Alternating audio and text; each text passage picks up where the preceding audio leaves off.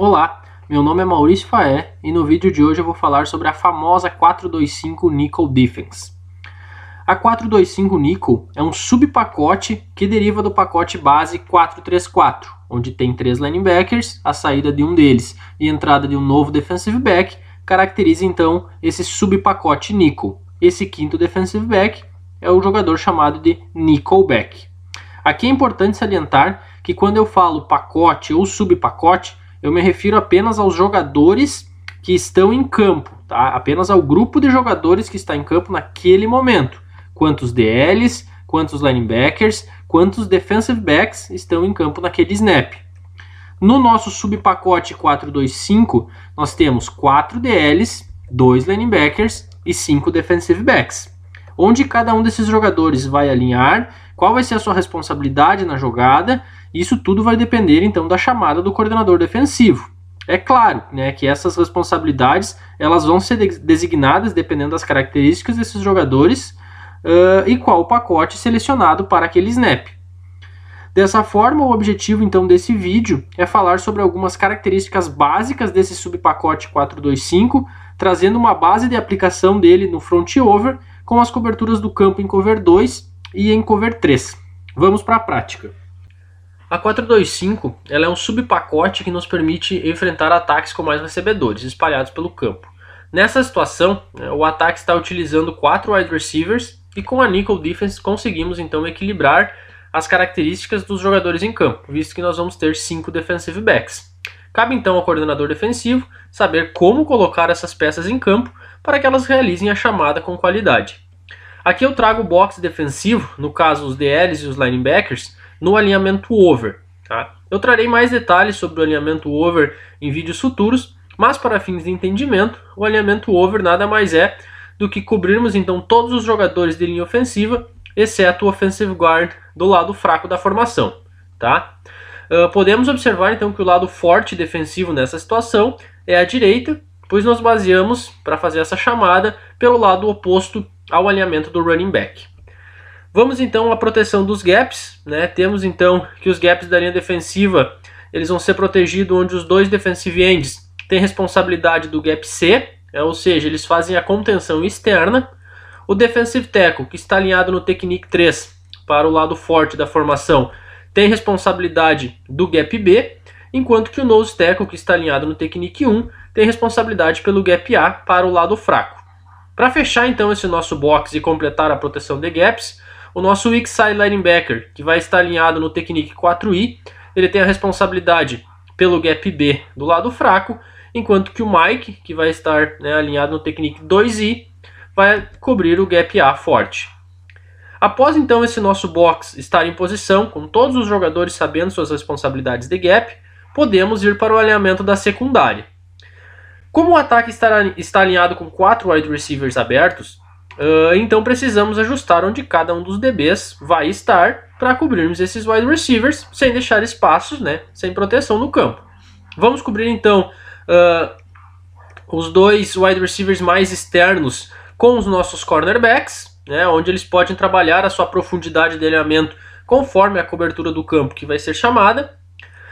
Posicionamos então os dois safeties um pouco mais ao fundo, com profundidade também variável, entre 10 a 12 jardas, podendo ser até menos ou até mais, dependendo da situação de jogo, para assim termos então a possibilidade de rodar coberturas onde esses dois caras eles têm posição favorável para cobrir o deep, para cobrir a nossa zona profunda.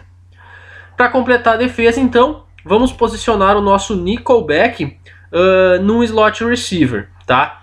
Aqui eu faço a opção por cobrir o slot receiver para o lado aberto do campo, pois quando a gente observa a distância do triângulo cornerback, linebacker e safety em relação ao slot do lado fechado, ela é menor do que caso ele estivesse posicionado do lado oposto. Se o nosso Nickelback estivesse ali, o triângulo do outro lado seria muito maior, teria muito mais espaço do campo, então por isso que eu faço essa opção pelo Nickelback para o lado mais aberto do campo.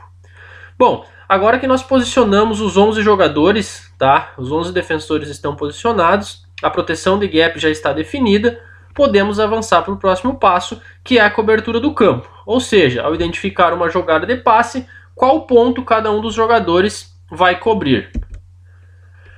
A primeira opção que eu trago aqui então, tá, é a Cover 2 Zone. Ela fica viável, né, e fácil de ser aplicada justamente porque a gente posicionou os dois safeties mais longe da linha de scrimmage. Facilita então a cobertura do deep. Tá? A Cover 2, ela divide então as zonas underneath em 5 partes iguais, onde os dois cornerbacks têm responsabilidade de cobertura na out zone, tendo com base de cobertura os números, né, até a sideline, e uma leitura de flat, então pronto para reagir em rotas, né, que vão atacar esse espaço do campo. O nickelback de um lado e o will do outro são os encarregados pela curl hook, né, a zona que fica então entre os números e a hash mark, enquanto o Mike completa as zonas intermediárias cobrindo a hook, tendo então com base de cobertura o centro do campo, né, entre as hash marks. Tá? A zona profunda ela será dividida em 2 partes iguais, onde cada um dos safeties tem responsabilidade para o seu lado. Assim então caracterizamos a Cover 2 Zone, né, e ela é uma cobertura que podemos aplicar com eficiência no subpacote 4-2-5 nickel.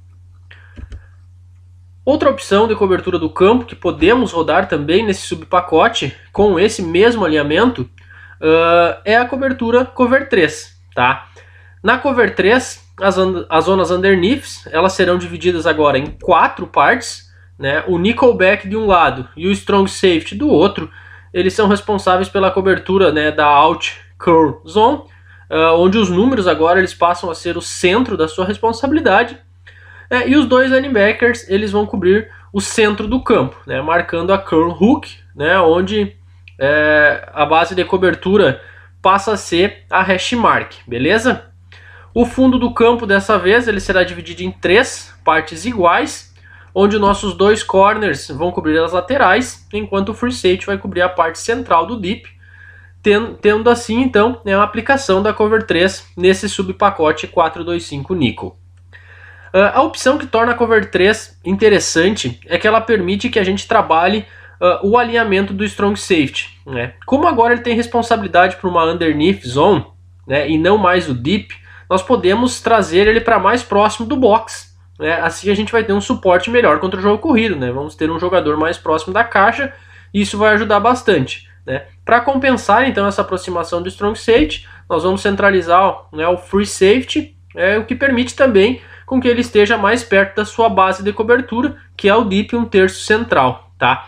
Então isso passa a ser uma opção interessante, que nós trabalhamos, né, o alinhamento de alguns jogadores e conseguimos rodar a Cover 3, trazendo outras características para a nossa defesa. Bom, após essas aplicações práticas da 4-2-5 nickel, percebemos que esse subpacote ele é bastante dinâmico, confere um posicionamento, né, aos atletas do campo, onde a gente pode variar, pode trabalhar ele, abrindo um novo leque de possibilidades. O que foi abordado aqui no vídeo foi apenas um alinhamento, né, e uma pequena variação dele, que possibilita essa descida do strong safety para o box, uma forma apenas de cobrir os gaps e 2 coberturas do campo, a Cover 2 e a Cover 3. Dependendo então do conhecimento e da criatividade do coordenador defensivo, inúmeras outras opções podem ser aplicadas, né, dentro desse nosso subpacote 4-2-5 nickel.